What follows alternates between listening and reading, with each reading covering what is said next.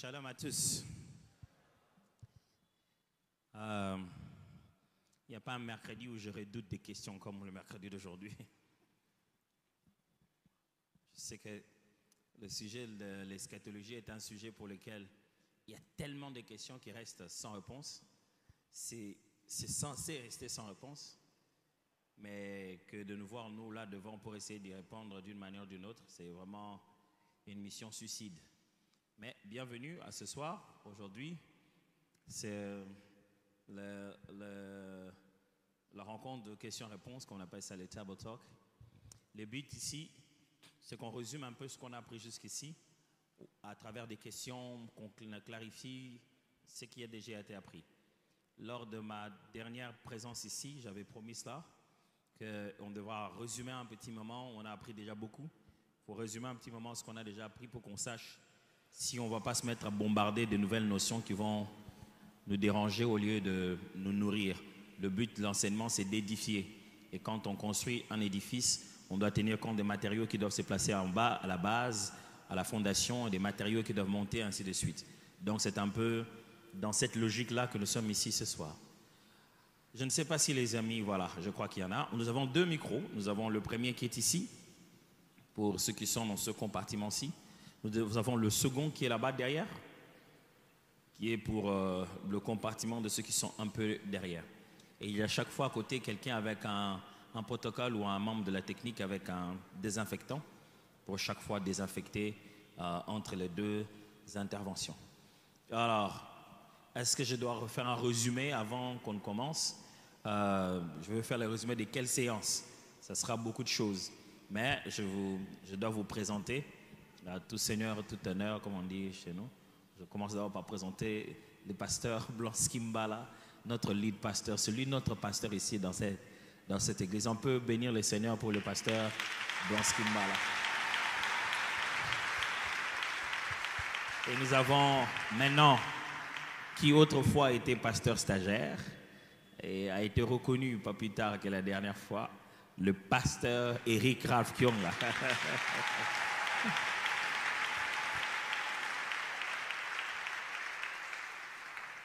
Donc, nous allons ensemble tenter d'apporter des angles de vue, des exemples, des éléments pour pouvoir nous permettre de bien comprendre le sujet que nous avons abordé déjà jusqu'ici. Alors, la procédure est telle que vous allez lever la main et lorsqu'on vous accorde la parole, vous serez malheureusement obligé parce que surtout le micro ici, il est avec câble, donc il ne peut pas arriver là où vous êtes. Vous allez juste vous lever un peu en rassurant de ce que vous laissez à votre chaise. Si vous n'avez pas la conviction de laisser ça, prenez ça avec vous.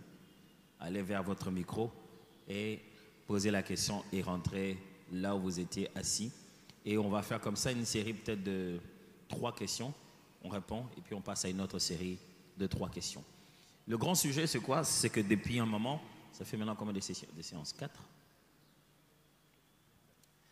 S'il faut compter les séances de dimanche et compter les séances de mercredi, nous sommes en train de parler un peu du sujet sur le retour du Christ ou les événements du temps de la fin.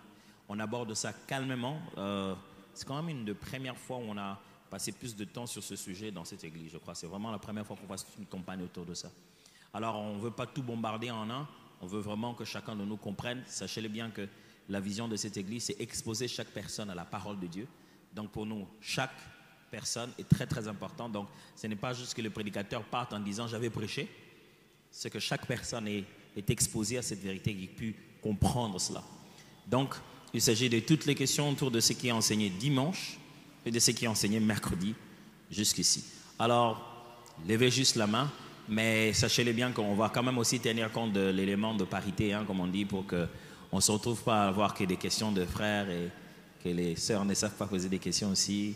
Mais bon, c'est juste une façon d'équilibrer la société. On prendra des questions chaque fois comme ça. Donc, 3 questions par série.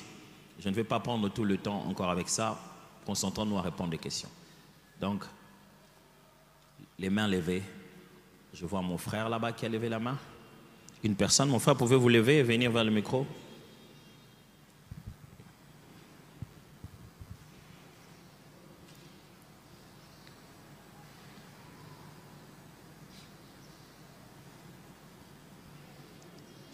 Il y a toujours cette question que je pose. Qui sait qu'il ne va pas poser des questions? Et mon frère, dites votre prénom et posez votre question. Peut-être que ça va inspirer tout le monde. On peut allumer le micro pour lui, s'il vous plaît?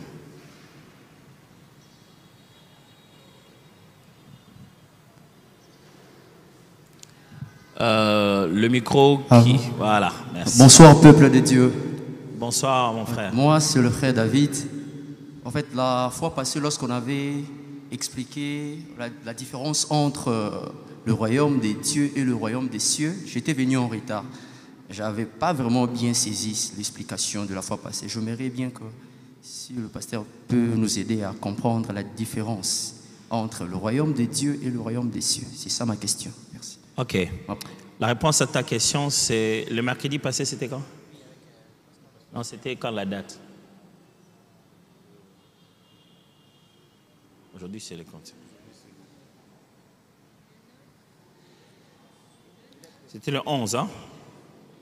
Ok, la réponse à ta question, c'est... Regarde dans le livre de mercredi, au chapitre 11, verset 17h, dans le YouTube de l'église. C'est pour ça qu'on dépense autant d'Internet et autant d'argent pour que ça reste. Pour que quand tu n'as pas compris, tu prends le temps de cliquer et de reprendre cela. Si surtout ton problème est le fait que tu sois venu en retard, je te demanderai de rentrer sur cette vidéo et de la réécouter calmement. Ça va? Okay. Ça t'aidera plus que ce que moi je vais te dire maintenant. Si je te dis maintenant, je vais emprunter d'autres mots, ce sera le même concept, mais je peux peut-être emprunter d'autres mots. Et tu vas enchaîner avec des questions en me disant, mais non, mais quand j'étais arrivé, le pasteur David Junior, je disais ceci. Maintenant, vous avez dit ça. Alors, la meilleure façon de faire, je te propose, va dans le livre de mercredi 11, chapitre 17h, verset David Junior. Tu vas voir. Merci beaucoup. Sans problème.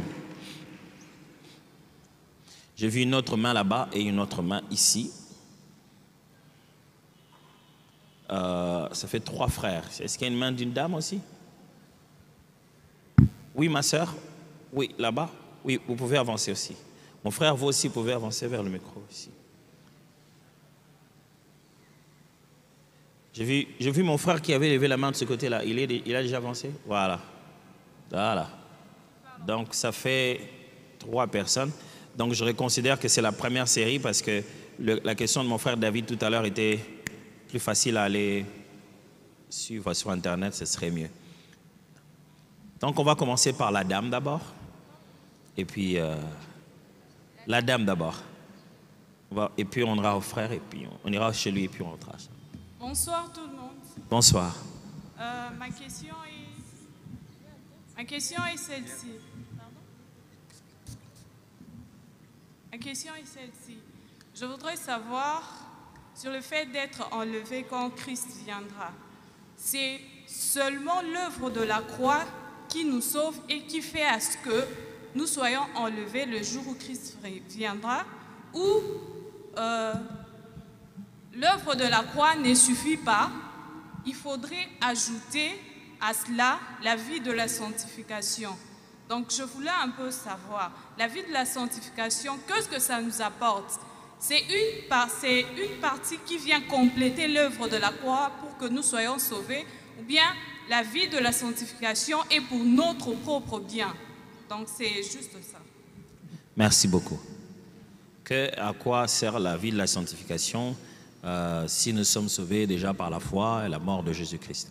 Oui, mon frère ici, et puis on rentrera vers vous. Moi, c'était le prénom, s'il vous plaît. Et la sœur n'a pas dit aussi son prénom. Frère Moïse. Le frère Moïse. En fait, c'était le premier jour de dimanche où vous avez expliqué que l'Église devait aussi jouer un rôle, celui d'appeler Christ de retourner pour lui. Alors, c'était aussi par rapport à un passage biblique de Marc, chapitre 13, le verset 17-18. Malheur aux femmes qui seront enceintes et à celles qui allaiteront ce jour-là. Là où ça me touche beaucoup plus, c'est le verset 18. Priez pour que ces choses n'arrivent pas en hiver. Est-ce que dans nos prières, nous pouvons, même quand nous ne connaissons pas les jours, est-ce que quand même dans nos prières, ça peut arriver que nous précipitons le retour de Christ, nous changeons le jour en quelque sorte, même si nous ne connaissons pas, comme le dit Christ dans Marc chapitre 13. Merci beaucoup.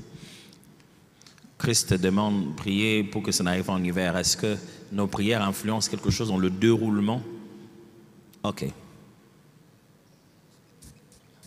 Oui, mon frère. Bonsoir à tous.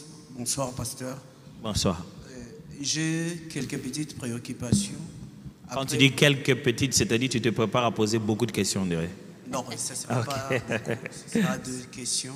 Et au regard des éléments que le pasteur David Junior a présentés la fois passée, je me suis posé certaines questions parce qu'il nous avait expliqué l'antichrist et l'antéchrist.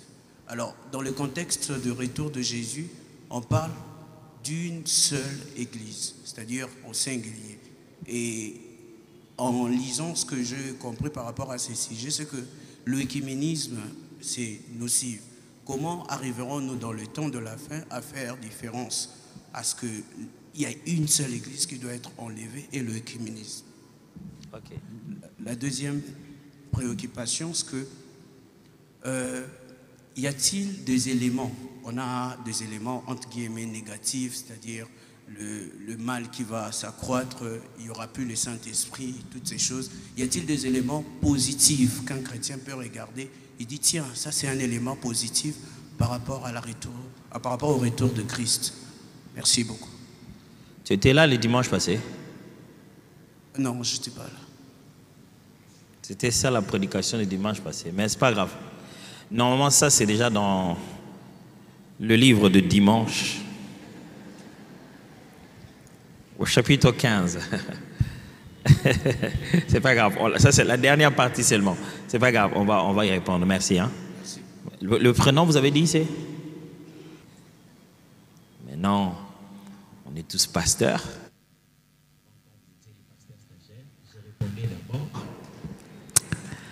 Avant, quand vous étiez des pasteurs stagiaires, je répondais d'abord.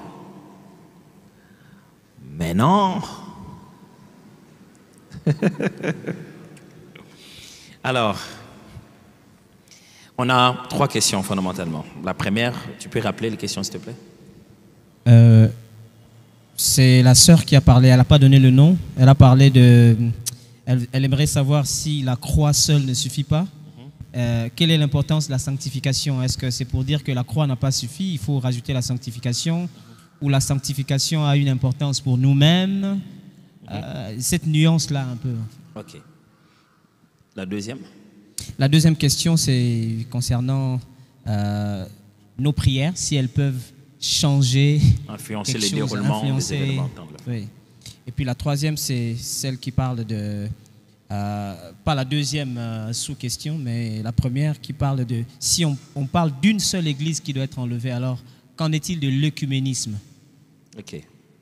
Commencer par lequel? La troisième peut-être. Vas-y. Alors, lorsqu'on parle d'une église qui sera enlevée, le frère demande qu'en est-il de l'œcuménisme? Est-ce qu'on peut avoir plus de volume sur le micro du pasteur Blansky, s'il vous plaît? Plus de son? Tu veux tester? Oui. On peut avoir plus de son? Est-ce qu'on a plus de son? Voilà. C'est mieux? Voilà. Alors, qu'en est-il de l'œcuménisme? J'aimerais d'abord, je ne sais pas si le frère a eu à faire notre cursus des discipulats, où on parle dans l'école d'Apollos, on fait la différence entre l'église locale et l'église universelle. L'église qui sera enlevée, ce n'est pas l'église locale, c'est l'église universelle. Pas une église qui est identifiable dans un coin des rues ou dans une cité quelconque. Mais c'est tous ceux-là qui sont répertoriés dans la liste de Christ, ceux-là que Christ reconnaît comme étant ses fils, comme étant ceux-là qui l'ont accepté comme Seigneur et Sauveur, et non pas les membres d'une communauté quelconque qui se sont retrouvés et forment une assemblée ou une communauté telle ou telle. Non, ce n'est pas ça. L'œcuménisme n'a rien à voir et l'église locale n'a rien à voir. L'église locale, c'est juste un point qui permet à ce que le fidèle se retrouve en un lieu pour élever Dieu. Et au milieu de l'église locale, il y a de ceux-là qui seront enlevés, il y a de ceux-là qui ne seront pas enlevés, il y a de ceux-là que Dieu prendra, ils seront avec lui dans l'éternité. Et il y a aussi de ceux-là que Dieu ne prendra pas à cause de leur vie. Donc, faites la différence entre l'église locale, qui est l'église retrouvée dans un lieu, faites la différence avec l'écuménisme. Et puis, du reste, Dieu n'est pas pour l'écuménisme où plusieurs personnes ou plusieurs communautés, que ce soit chrétiennes, pentecôtistes, catholiques, islamiques, se retrouvent ensemble pour prier quel Dieu, point d'interrogation, partager quelle foi, point d'interrogation.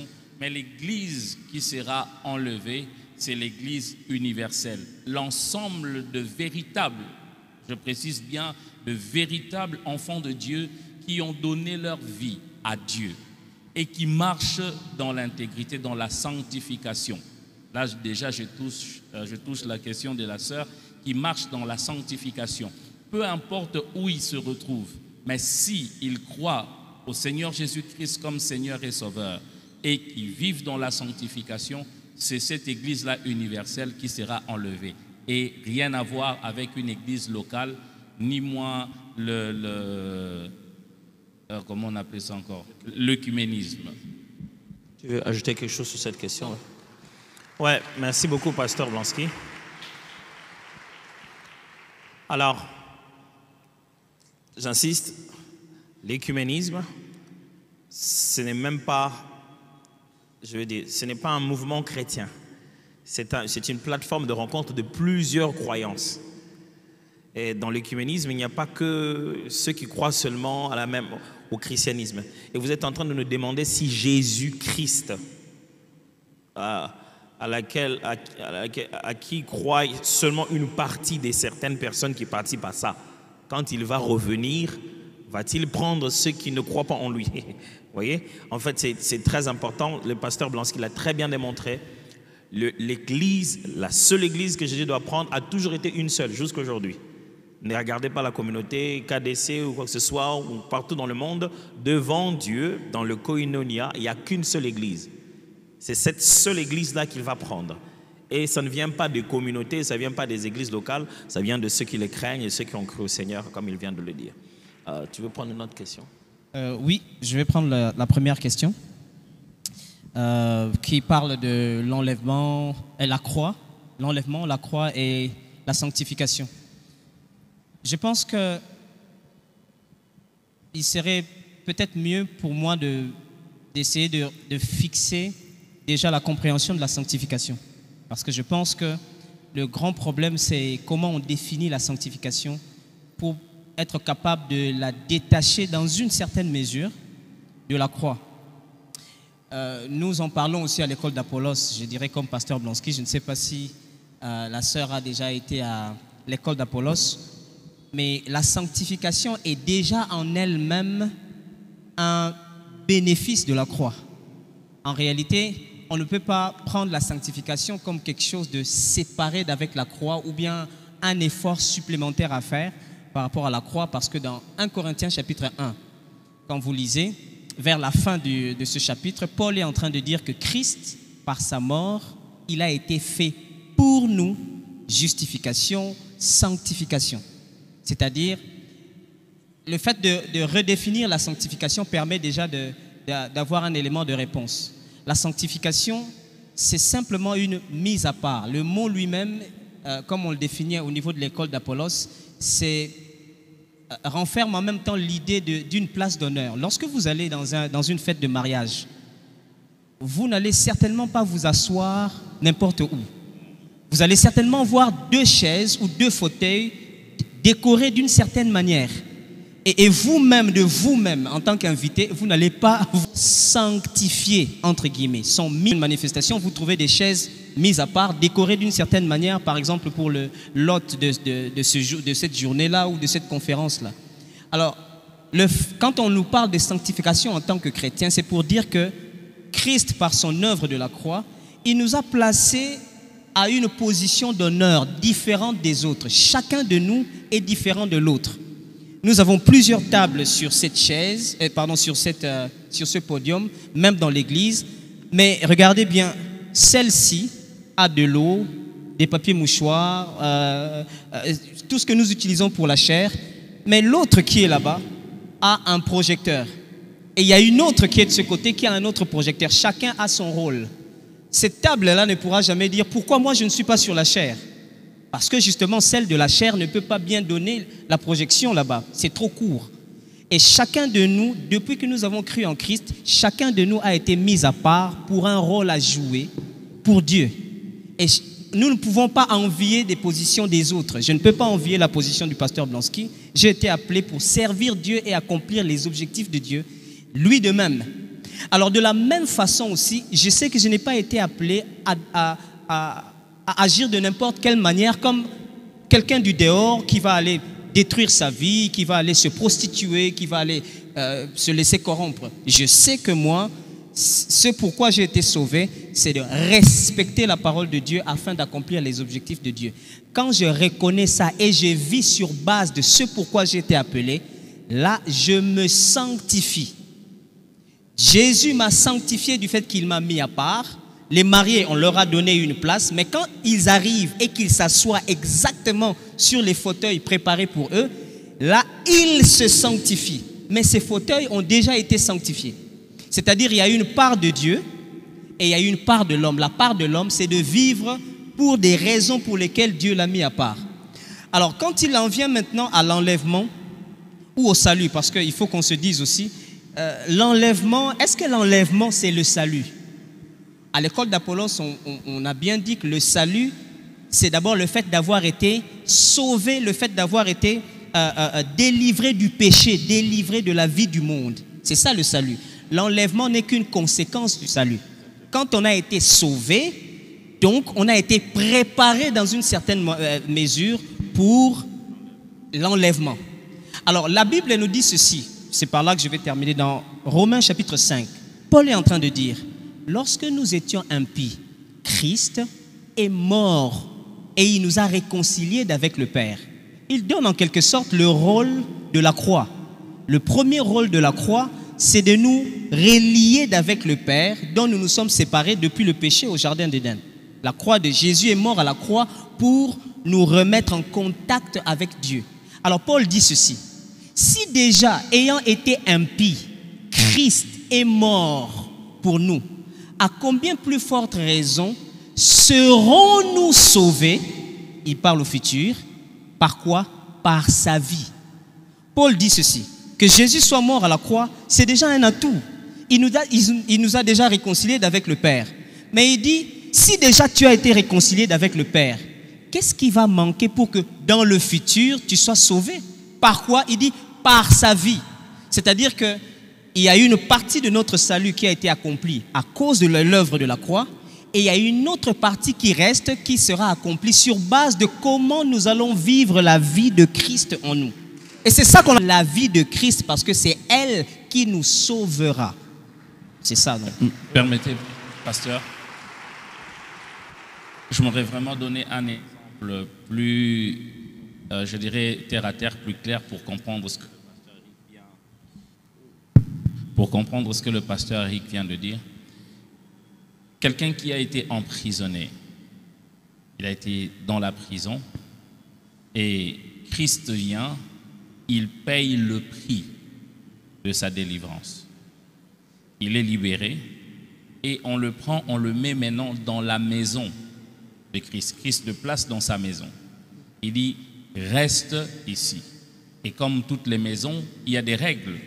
Il dit, reste ici. Ce pourquoi tu as été emprisonné, j'ai déjà payé le prix. Maintenant que tu es libre, tu dois vivre dans le cadre de cette maison selon la logique de cette maison.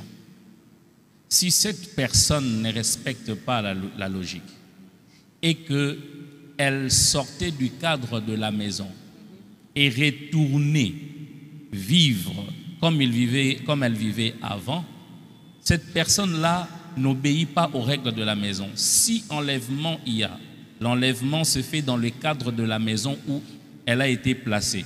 Si l'enlèvement arrivait et que cette personne ne s'y retrouve pas, elle restera. Pourquoi? Parce que c'est dans le cadre. Donc, il y a la part de Christ qui est de nous racheter et de nous emmener dans la maison, et notre part à nous de respecter les règles de la maison. Fantastique. J'espère que ma sœur a très bien compris. Alors, j'aimerais juste vous rappeler les notions qui ont été clarifiées ici, qu'il faudrait voir et savoir très clairement. Et j'aimerais aussi rappeler que nous sommes dans la deuxième culte, troisième culte, donc au 5 minutes de Toloba. Donc, ça t'est qu'il faut que la France 24 t. Vous en avez un peu facile. Donc, Tolobelang Marmanzambe, Tchang Nase, Tolobelang normal, mon homme de côté na bongo, Tolekane. Un mot peso langi là, to parlementaire, languilaire. Ok? Alors, certaines notions qui doivent être très bien nuancées. Premièrement, la notion du salut, qui veut dire être sauvé. Et où se trouve l'enlèvement par rapport au fait d'être sauvé? Où se trouve l'enlèvement par rapport au fait d'être sauvé? Alors, c'est là que tu es en train de poser la question, est-ce que nous avons ce qu'on appelle, c'est l'anglais, mais il y a une école théologique qui parle d'une souveraineté de Dieu qui vous oblige, c'est-à-dire que vous n'êtes pas sauvé. C'est ceux-là qui disent que une fois sauvé, donc, how do you say that in French? Une fois sauvé, toujours sauvé. Une fois sauvé, toujours sauvé. C'est ce que ça signifie. C'est comme certaines personnes qui croient ça comme ça. Donc quand tu as dit, tu as été sauvé une fois, c'est fini. Pendant qu'en regardant la Bible, vous trouvez beaucoup de démonstrations, que ce soit de façon directe, indirecte, à partir des images, des paraboles ou quoi que ce soit, dans l'Ancien comme dans le Nouveau, vous trouvez qu'il y a un point de chute où s'est fait une évaluation. C'est lui qui persévérera jusqu'à la fin. C'est lui qui gardera cette parole. À celui-là, on donnera la couronne. Donc, on sent que ce n'est pas parce que juste tu as été sauvé. À partir du moment où tu as été sauvé, tu as été qualifié, mis à part. Maintenant, c'est à toi de vivre ça jusqu'au jour où le propriétaire de la parcelle, là où il t'a laissé, il a dit, je te prendrai là. Il va venir te prendre là. Alors, jusqu'au jour que tu puisses, tu es resté à la place du marié. Quand on dit qu'il reste là-bas à la place de la mariée, c'est là-bas qu'on va venir te prendre. Et puis toi, on vient, tu es entré dans la fête, en train de faire tout. On dit, où est passée la mariée? Elle s'est confondue avec tout le monde. Je te résume ça comme ceci. Dans l'Ancien Testament, ce que tu essaies de comprendre par sanctification, je sais que dans ta tête, tu t'es dit, vivre dans une vie de crainte de Dieu, de s'éloigner du péché. Mais cette notion est beaucoup plus large que ça. Et n'est pas seulement ce que toi tu fais, la sanctification, c'est ce qui a déjà été fait pour toi. C'est ça la différence dans le Nouveau Testament. Dans l'Ancien Testament, c'est en posant des bons actes, en vivant une bonne vie, que tu es saint. Mais à part Christ, c'est parce que tu crois en celui qui est saint qu'il t'a déjà imputé de justice. À partir du moment où tu crois que c'est Jésus qui est le saint, et que toi, tu n'es qu'un pécheur, que tu as besoin de lui, à partir de ce moment-là, il te considère saint par la foi. Ça signifie, tu n'agis pas pour devenir saint. Tu agis parce que tu es saint. Tu confirmes la nature de ta sainteté. Alors, voilà ce qui se passe demain. Fier que tu as été saint tel qu'il est saint. Qu'il t'a donné tous les droits et tu les as vécus tant que tels. Tu as vécu dans cette vie appelée des sanctifications, non pas pour devenir saint, mais pour manifester cette nouvelle nature qui s'est passée en toi. C'est que la Bible appelle des fruits de l'esprit. Tu dois manifester des fruits dignes de la repentance. La repentance, elle a déjà eu lieu. Maintenant, tu dois porter des fruits dignes de cela. Et quand il vient, c'est regarder les fruits qu'il vient regarder. Et quand on se rend compte, lui-même donne des paraboles, on a tout mis, on a même mis de foin, on a refait pour que cet arbre puisse donner des fruits, il ne fait pas qu'en donner. Donc le jour où il vient, il sait où te trouver. C'est où? C'est là où il t'a amené dans le royaume de fils de son amour. Il ne vient pas te chercher encore dans le monde des ténèbres. Là-bas, il ne vient pas chercher des gens pour partir avec lui. Il vient chercher là où il a ramené les gens, dans ce nouveau terrain. Et il vient chercher là-bas ceux qui ont persévéré jusqu'à la fin. Il vient chercher là-bas ceux qui ont vécu leur nouvelle nature qui leur a été donnée. Quand est-ce que tu as été sauvé? De quoi tu as été sauvé? Tu as été sauvé de la mort et du péché. La mort éternelle avec Dieu, tu as été sauvé de la mort du péché par ta foi en Christ. Maintenant, Christ vient pour te prendre afin que tu puisses aller vivre éternellement une vie qui a commencé. Mais la première vie qui t'a déjà été donnée ici, l'éternité, ce que tu as fait de ça quand je t'ai déjà donné. Parce que là, je vais donner les restes. C'est à partir de là que tu peux partir ou ne pas partir. J'espère que les nuances ont été utiles. Hein? Fantastique. Alors, il y avait une troisième question. Oui. Est-ce que nos prières peuvent changer quelque chose dans le Est-ce que retour nos de prières Christ? peuvent-ils influencer les événements du temps de la fin?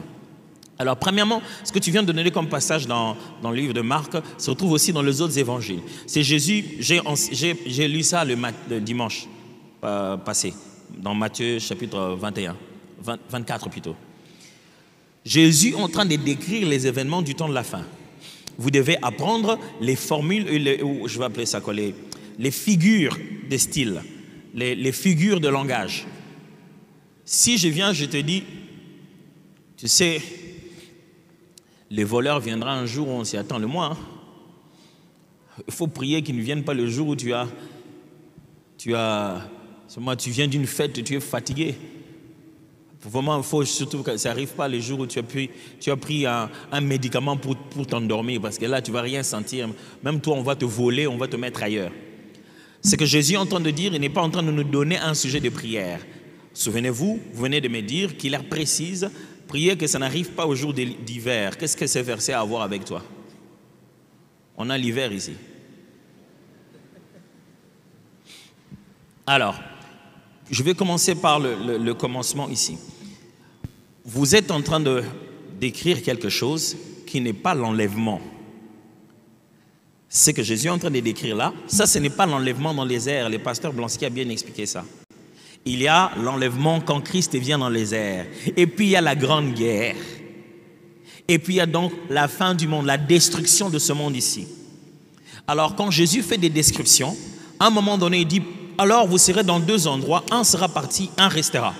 Là il parle de l'enlèvement. Et puis après, il fait la description de comment les choses vont se détruire.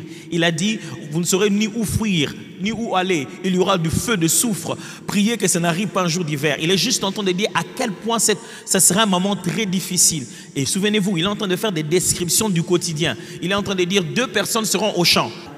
2 personnes seront dans l'avion. Il n'a pas parlé d'avion, hein, mais aujourd'hui, la plupart des films sur l'enlèvement, on voit les pilotes qui sont enlevés. Et l'avion commence à... Moi, je dis non, la Bible dit au champ, pas dans l'avion. Non, mais Jésus est en train de démontrer qu'au quotidien, les moments de la manifestation de la bête, au moment où il va commencer à essayer de prendre le pouvoir et que la tribulation va devenir plus grande, ça va être difficile. Et il dit que les conditions naturelles de tous les jours ne vont qu'en faire empirer les choses.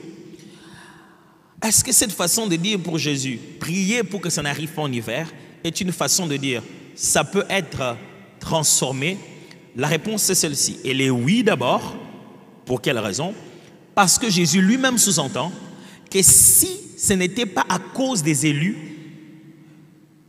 je répète ceci, Jésus sous-entend lui-même que c'est d'ailleurs à cause des élus que ce moment a été écourté. C'est Jésus qui dit ça. Il dit, s'il n'y avait pas les élus de Dieu, ça allait être encore long et ça allait être difficile à vivre. À cause des élus de Dieu, Dieu a écourté ce temps. Selon Jésus, ce moment dur-là, Dieu l'a écourté.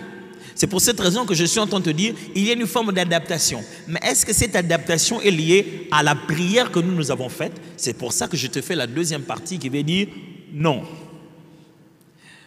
Parce que pendant que nous, on est là maintenant en saison sèche, n'est-ce pas? En Europe, il n'y a pas l'hiver. Mais en Afrique du Sud, il y a l'hiver.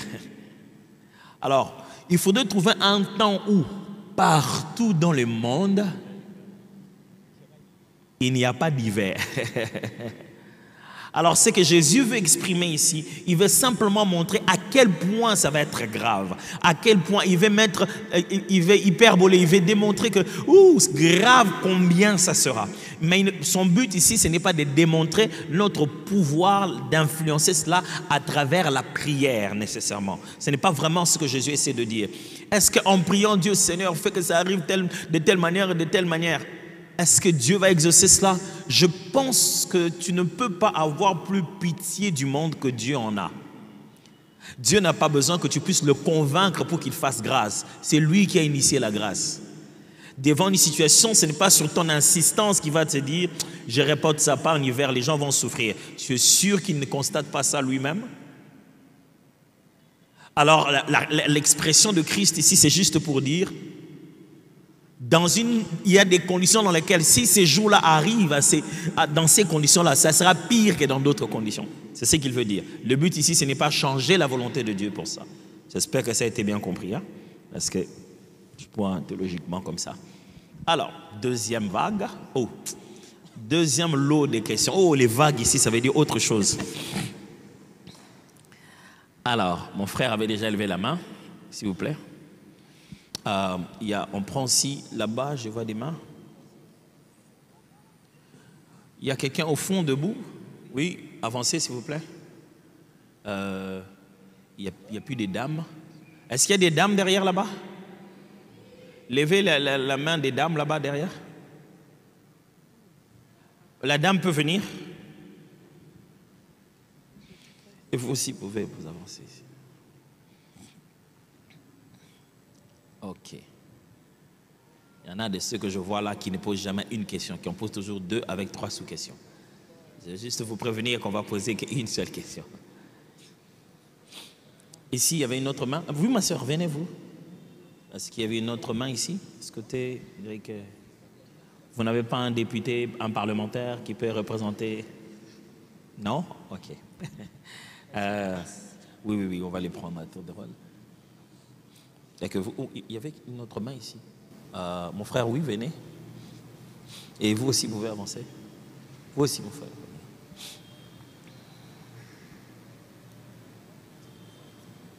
Alors, je vous demanderai d'être bref dans votre question et clair, comme ça on avance. On commence par ici. On fera 1, 2 chaque fois. Bonjour, pasteur. Bonjour. Bonjour, peuple de Dieu. Alors, ma question est... C'est possible de te présenter d'abord avant? Je réponds de Maurice Malinga. Je m'adresse personnellement au pasteur Bronski sur l'enseignement du 8 août, donc le dimanche passé. Il avait donné les 2 phases du retour du Christ. Il avait donné la première phase où il viendra dans les airs, et puis l'église se réservera, et puis la deuxième phase sur la guerre du cœur. On va parler tout de suite sur Christ en tant que lion. Alors, j'aimerais savoir entre ces 2 phases, la durée qui prendra entre ces 2 phases, la venue de Christ sur les airs avec l'église et la venue de Christ reviendra avec l'église pour sauver Israël.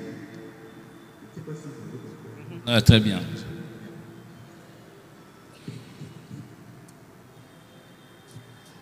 Bonsoir à tous.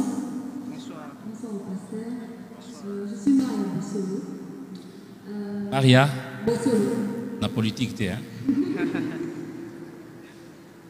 Alors, c'est une question que j'ai depuis très longtemps. Alors, puisqu'on parle du retour de Christ, je pense que je vais sauver ma question. Tout à l'heure, quand je venais, j'ai parlé à mon ami. Je lui ai dit, est-ce que tu as la réponse à ma question? Il m'a dit, c'est l'idée d'entendre la réponse du pasteur. Donc, ma question est celle de savoir qu'est-ce qu'il faut dire à toutes ces personnes qui disent souvent que je vais vivre ma vie comme je veux parce que de toute façon Dieu a déjà une liste de ceux qui iront au ciel et de ceux qui iront en enfer. C'est ça ma question. Prédestination. Bonsoir. Moi c'est Patrick Baya. J'avais 2 questions. La première c'est en ce qui concerne le séjour. On prend une question, parce qu'il y a aussi des questions en ligne. Des amis, il y a des questions en ligne. Si on peut nous les faire parvenir aussi, comme ça on va essayer de voir comment répondre aussi aux amis qui nous suivent en ligne. Comme ça, je change alors la question. On échange, prends parmi les deux questions, prends une question. Oui.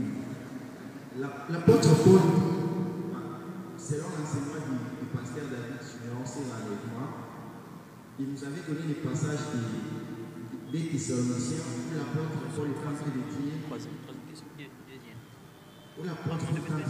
qu'il y a une présence qui empêche à l'Antéchrist de venir. Et la présence, ça, c'est la présence de l'Église et du Saint-Esprit. Mais quand on lit dans les premiers épîtres de Jean, au chapitre 4, le verset 3, à partir du premier verset jusqu'au verset 3, Jean est en train de parler de ne pas mettre foi à tout esprit. Il est en train de dire qu'il y a l'esprit de l'Antéchrist qui est déjà dans le monde. Maintenant, je vais essayer, si vous pouvez vraiment m'expliquer les deux. L'esprit de l'Antéchrist dans le monde et le fait que l'Église retienne la manifestation de l'Antéchrist. C'est que l'apôtre Paul est en train de dire, lui disait que non, comme l'Église est encore là, l'Église empêche à l'Antéchrist de venir. Maintenant, Jean lui dit qu'il est déjà dans le monde. Ok, on peut prendre aussi 3 questions là-bas.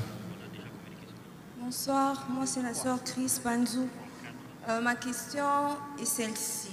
Donc, pasteur, je ne comprends pas d'où vient à d'autres églises, à d'autres religions de penser que après la mort, on peut prier pour quelqu'un et que cette personne peut passer de l'autre côté. Donc, il peut passer de l'enfer au paradis. C'est vraiment une question que je débat souvent, surtout avec ceux de l'Église catholique.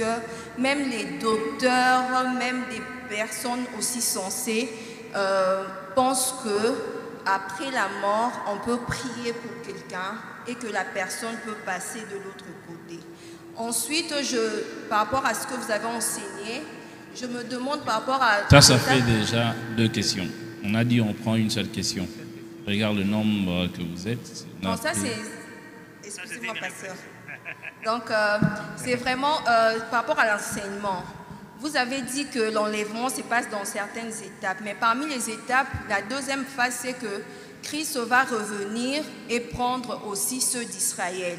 Et vous avez dit qu'on va les reconnaître. Ma question, donc ça me traverse la tête en disant que ceux qui ont cloué Jésus pendant cette période sont déjà morts, tous sont déjà passés, ainsi de suite. Mais vraiment, comment ils vont reconnaître Christ? C'est parce que Jean, même quand il avait vu Christ dans le livre d'Apocalypse, il avait vu le marque. Donc ce sera par rapport aux marques ou comment, quand j'essaie de réfléchir, je vais avoir de l'explication. Ok, je suggère que nous puissions peut-être répondre rapidement d'abord. Sinon, on va être ça va pleuvoir. On va être aussi pragmatique dans les réponses. Alors, la première question vous était adressée directement. La première question, c'est concernant les 2 phases. Oui. Les 2 phases du retour de Christ. La durée entre les 2 phases, l'enlèvement et le retour de Christ pour Israël. La Bible ne précise pas la durée. Donc, on ne sait pas s'aventurer pour dire que entre l'enlèvement et le retour de Christ, la deuxième phase, il y aura autant d'années. Non, la Bible ne le précise pas. Il n'y a aucune précision là-dessus. La question suivante. C'est la sœur Maria qui dit... qui parle je ne sais pas si je comprends bien la question du frère. N'est-il pas en train de chercher où se trouve le millénium? Je crois que c'est ça ce qu'il est en train de chercher. Peut-être. Hein? C'est ça, hein? Peut-être. Donc si on doit aller dans le millénium, parce qu'il dit entre l'enlèvement et la deuxième phase qui est le millénium. Et le retour de Jésus sur la terre. Bien sûr, et la grande guerre d'Armageddon. C'est ce que lui il dit. Il veut savoir où se trouve cette étape-là. Est-ce que c'est le millénium? Comment ça se présente? Voilà. C'est justement l'un des problèmes dans les débats de l'eschatologie. Il y a ceux qui considèrent que le millénium, pour certains, se place là au milieu. Pour d'autres, non. C'est après la grande tribulation. Il y a eu enlèvement, mais d'autres ont souffert encore. Et juste après leur souffrance, alors, le millénium a commencé.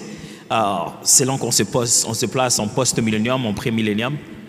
Mais comme le pasteur te dit ici, il y a certaines connaissances dans l'eschatologie qui vous sont, permettez-moi les termes, est-ce que je vais bien l'utiliser comme ça? Mais je vais vous dire inutiles. Parce qu'en fait, ça ne vous rend pas actif.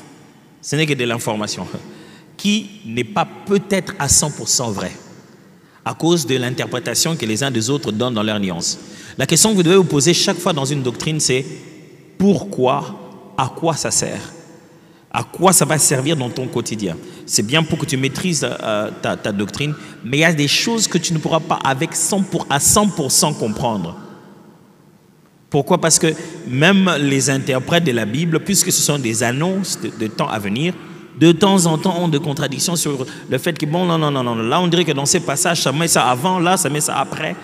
Vous aurez de temps en temps des problèmes comme ça. Mais j'aimerais savoir, entre premier enlèvement et descente de Jésus, à cette période-là, tu veux faire quoi? Non, je comprends en fait ta question. J'espère que j'ai expliqué en fait la pertinence du problème qu'il y a autour de la chose. Et permettez, pasteur, juste donner aussi une précision par rapport au millénium. Oui. Donc, le millénium, ça fait référence aux 1000 ans de règne de Jésus sur la terre. Mais exact. Dans les analyses des théologiens, de ceux-là des érudits de la Bible, il y a toujours une tendance qui se dit, ce 1000 ans-là, c'est vraiment le 1000 ans, comme on le compte maintenant.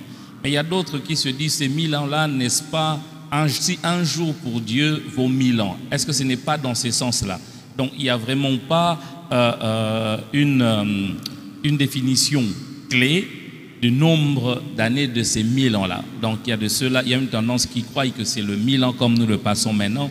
Il y a d'autres qui le croient, c'est le 1000 ans comme Dieu le prend. Un jour vaut 1000 ans. Il y a la question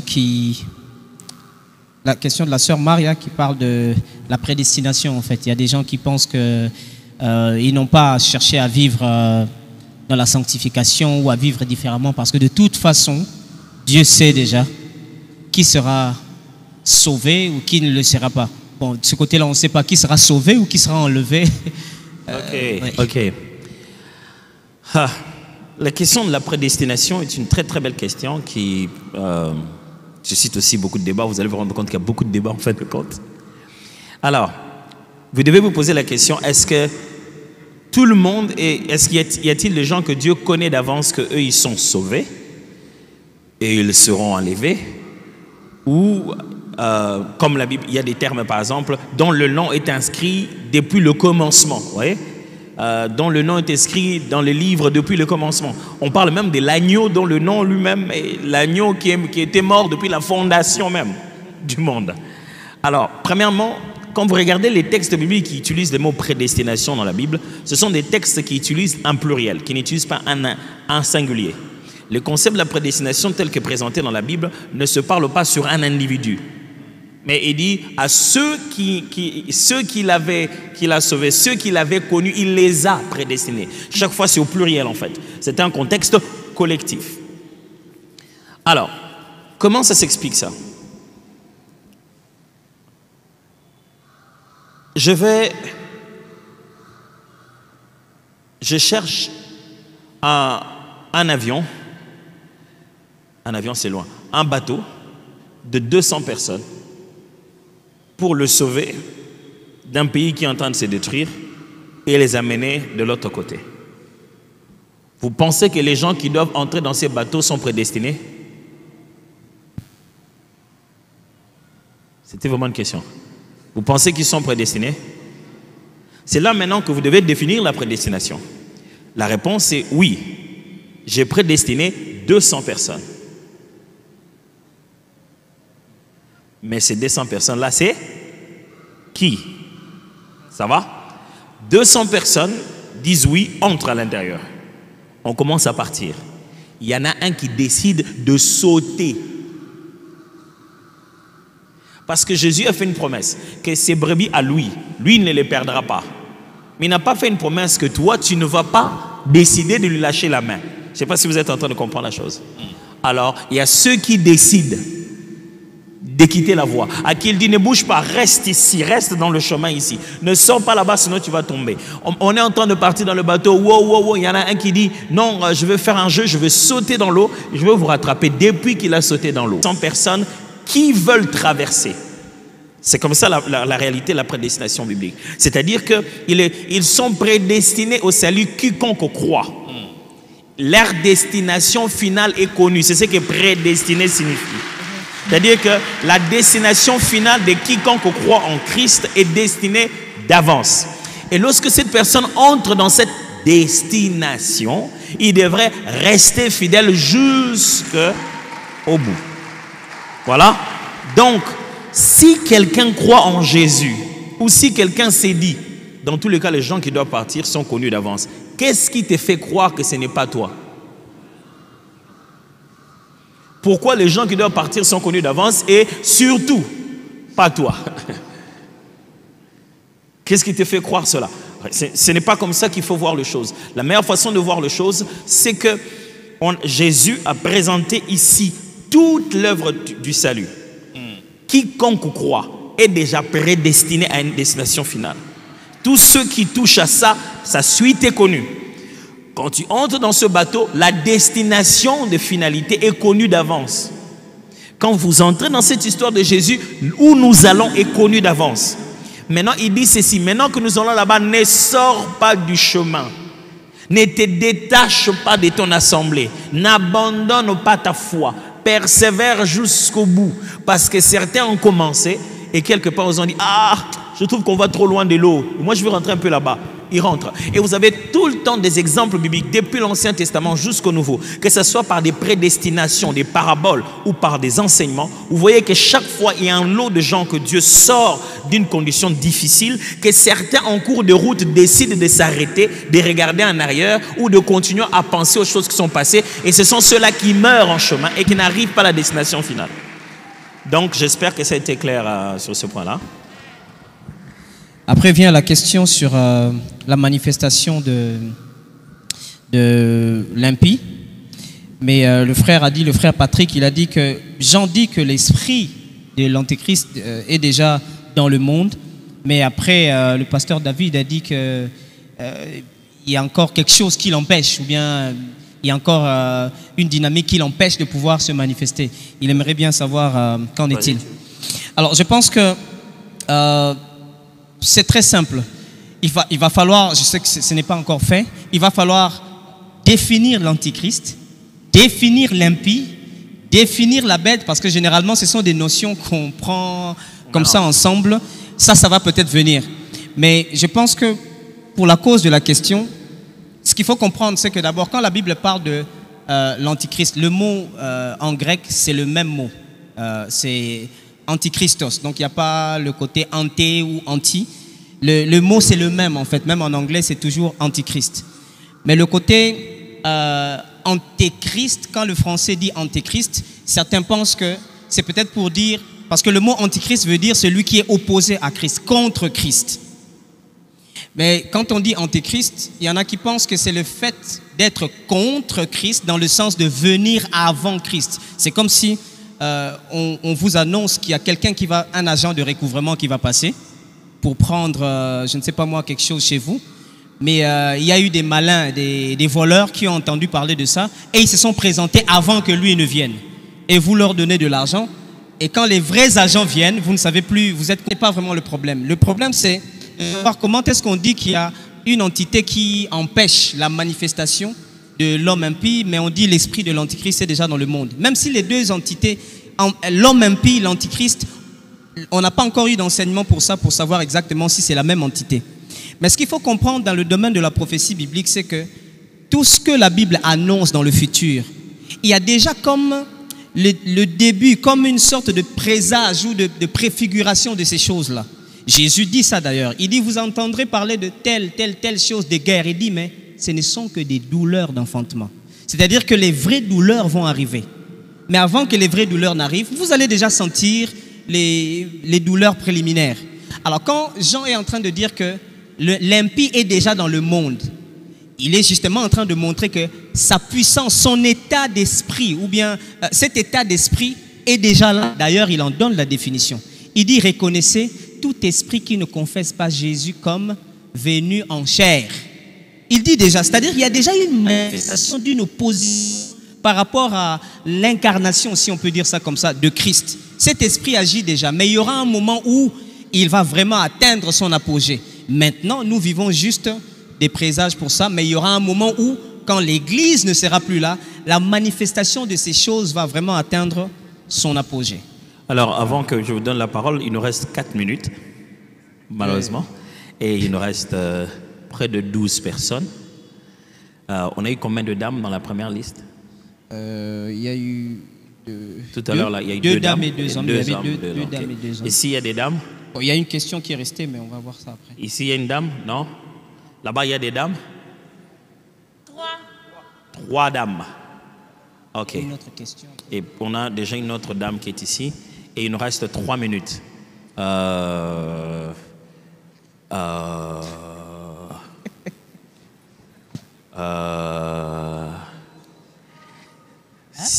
Si on doit être juste avec nous-mêmes, on ne peut plus prendre des questions. Parce qu'il y a déjà une question qui est là. Mais je sais qu'on aura bien voulu donner l'honneur aux dames. Vraiment, les dames, je vous donne l'honneur d'être les premières à rentrer, vous asseoir, pendant que les frères vous suivent derrière.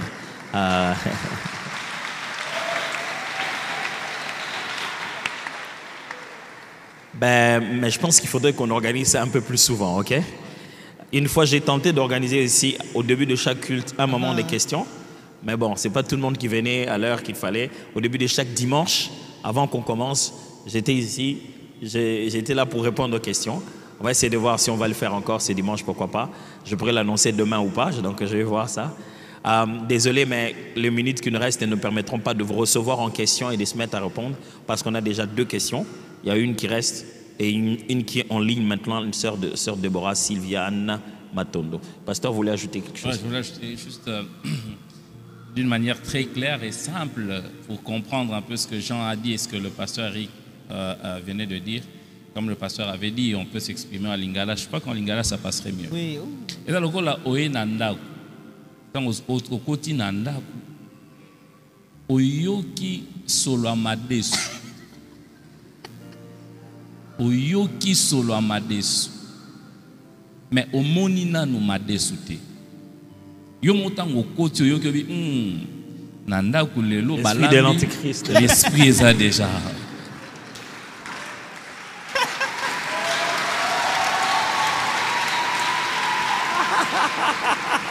Maintenant, et c'est manifesté. Mais oye bike zali. Ezana oyo ki déjà solo na bike lelo madesu ezali. Eza exposé kaka mais ça non manifesté. Ça non manifesté. Siko mama pesa ki signe moko abitoze la bapaya bakende. Tangu bapaya bakei nde abimisi yango siko ebimi.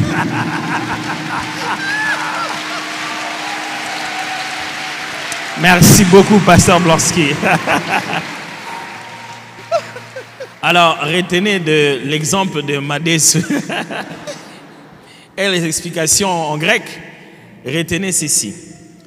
Dans ce qu'on appelle l'antichrist, existe 2 façons de comprendre. L'antichrist, c'est celui qui vient faire des choses contre Christ. Ça, c'est ce qu'il faut comprendre. Maintenant, retenez que dans sa façon de faire, il commence par imiter Christ, donner l'impression d'être Christ pour vous montrer que lui aussi peut être Christ. Parce que si vous voulez être anti-quelqu'un, vous devez être de la même catégorie. Il crée un chaos pour lequel le monde va redemander va l'appeler lui comme le secours. Donc il crée un chaos, c'est ce chaos dans lequel le monde entre et il en devient lui-même le seul secours. Il donne l'impression, Jésus annonce qu'il va faire des faux miracles, il va voir même des gens. Donc il va tout faire pour que le monde ait besoin de lui comme ils ont eu besoin de Jésus. Mais pourquoi il fait tout ça? C'est pour détourner les gens de Jésus et les amener vers lui. Donc il vient à l'encontre de Christ. Donc Jean l'a dit déjà, cette tendance à pouvoir renier Jésus, à reconnaître que Jésus n'est pas vraiment Dieu, c'est déjà ça l'odeur du Madesu. Dans tout ce que vous voyez des gens dans le monde qui a tendance à ne pas reconnaître Christ venu en chair comme Dieu venu en chair, c'est déjà ça qui a commencé. Il y a un moment M où il va vraiment tout faire pour qu'on croie que c'est lui Christ. Chaque fois que Jésus parle de fin de temps, il précise une chose. Il dit, on vous dira que Christ est ici, Christ est là-bas, mais ce n'est pas moi. Il n'a pas dit, on vous dira qu'il y a quelqu'un qui est contre moi. Non, on vous dit, on a quelqu'un qui vous fait croire qu'il est moi, mais ce n'est pas moi. Alors, la sœur Deborah nous demande, pour les enfants qui ont 0 à 7 ans, qui n'ont pas encore compris les choses, s'ils meurent, c'est où ils iront? Alors, c'est une blague que je vais faire. Mais si vous savez, ils vont aller, vous voulez déposer des lits ou envoyer de lait.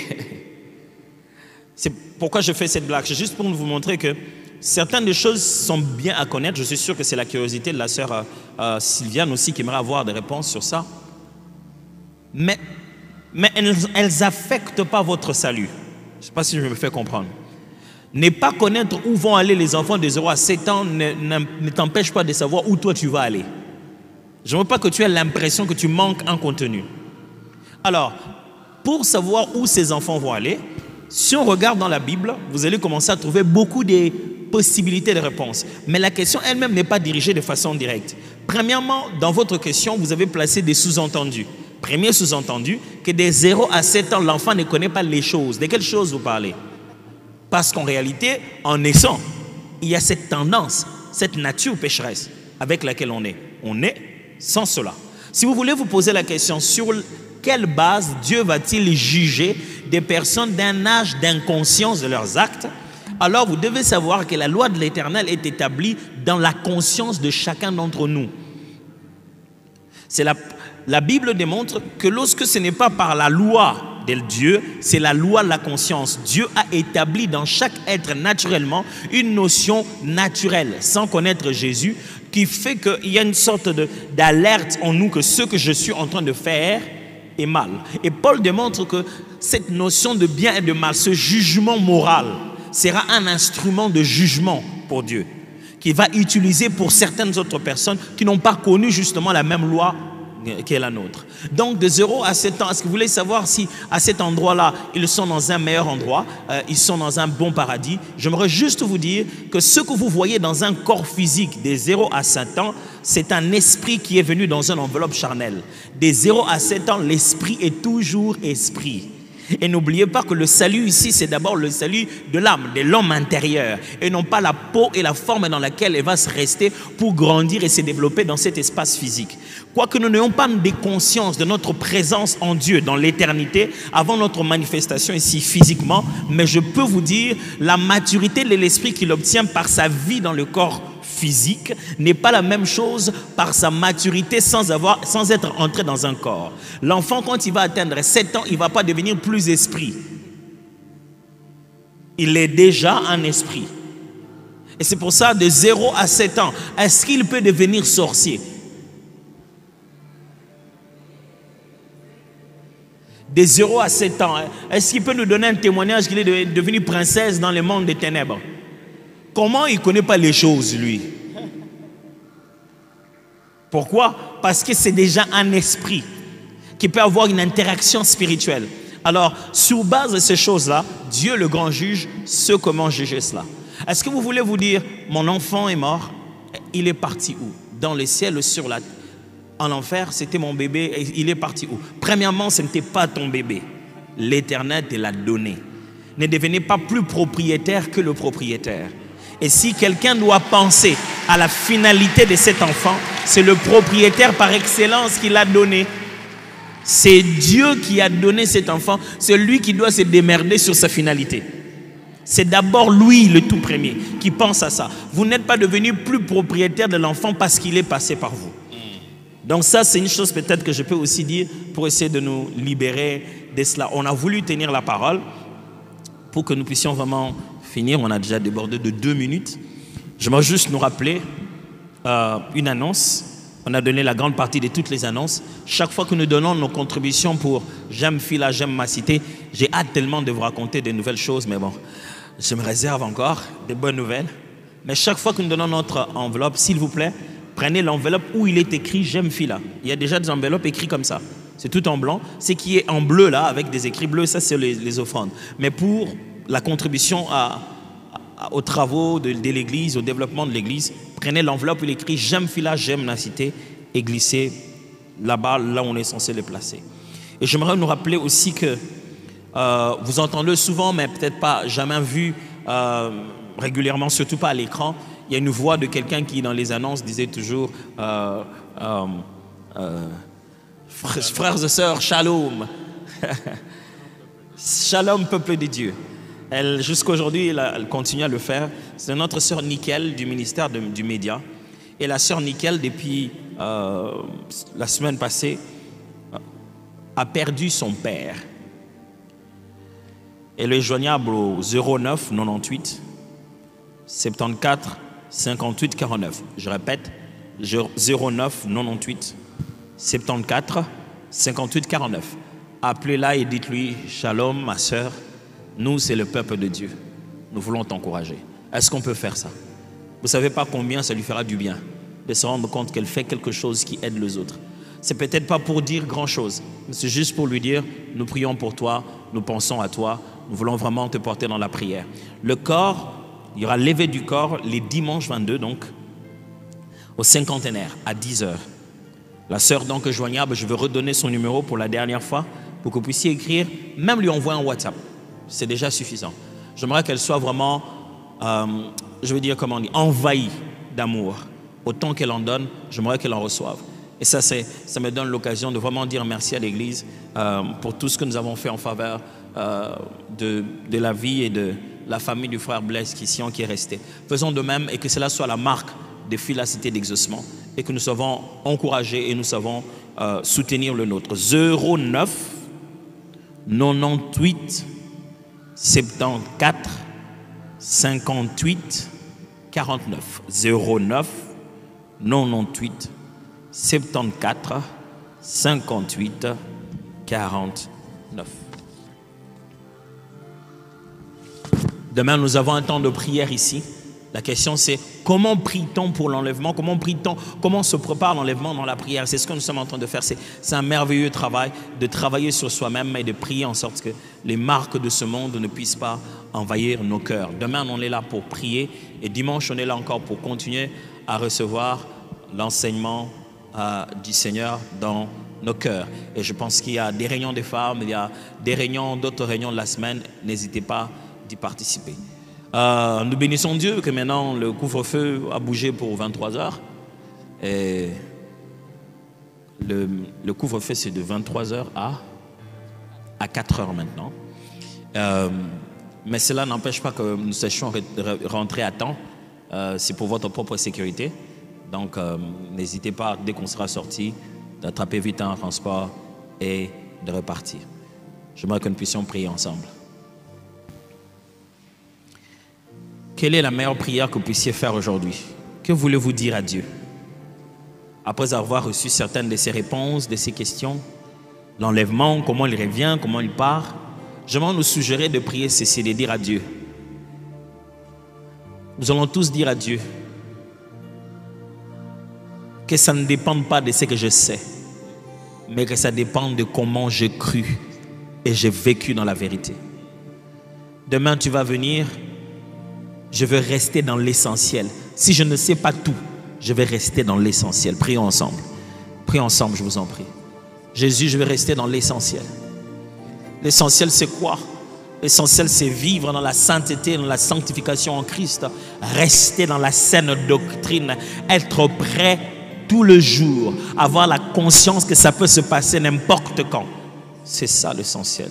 Quand je n'aurais pas compris la différence entre millénium, pré-millénium, post-millénium, j'aimerais juste, s'il te plaît, rester dans l'essentiel. La saine doctrine, la vérité des Écritures, la garantie de l'œuvre de la croix, la sanctification au quotidien, l'obéissance à la direction de l'Esprit, la disponibilité à servir le royaume de Christ ici-bas. Je veux rester dans l'essentiel. si je n'aurais pas eu toutes les bénédictions vers lesquelles tout le monde court, si je ne serais pas devenu riche et mon nom ne serait pas connu partout, je vais rester dans l'essentiel. Respirer et vivre pour Jésus. Prenons conscience que si je ne vis pas pour lui, ma vie ne vaut pas la peine. Prenons conscience qu'il n'est pas question d'enfant, il n'est pas question de mari, il n'est pas question de femme, il est question d'un salut personnel, individuel. Et de l'autre côté, ce ne sera pas un rassemblement de familles humaines, ce sera un rassemblement de familles en esprit, en Christ. Donne-moi de m'attacher à l'essentiel. L'essentiel, c'est la nature de mon cœur, dans la partie où personne ne voit, où personne ne connaît, non pas l'image que je donne dehors, mais la personne que je deviens à l'intérieur, l'essentiel. Prends-moi à rester dans l'essentiel.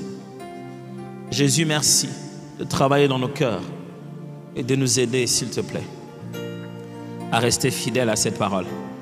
Je sais que nous avons notre part, mais gloire soit rendue à Dieu du fait que dans cette part-là, il y a la responsabilité de te demander encore de l'aide. Même quand c'est notre part, on ne le fait pas seul. Chaque fois qu'on te demande secours, tu viens en courant pour nous aider. Même quand on a fait la moitié du chemin pour rentrer à la maison, toi tu cours depuis la maison pour venir nous embrasser en chemin. Seigneur Jésus, sans toi, nous ne pouvons rien faire. C'est toi qui l'as dit. Sans moi, vous ne pouvez rien faire. C'est de toi encore que nous avons besoin. Parle à nos cœurs, Esprit de Dieu, et prépare-nous à être aux aguets, à l'écoute de la trompette, car c'est sûr, il revient bientôt. Au nom de Jésus, Amen. Allez, Dieu vous bénisse. Bonne soirée à tous.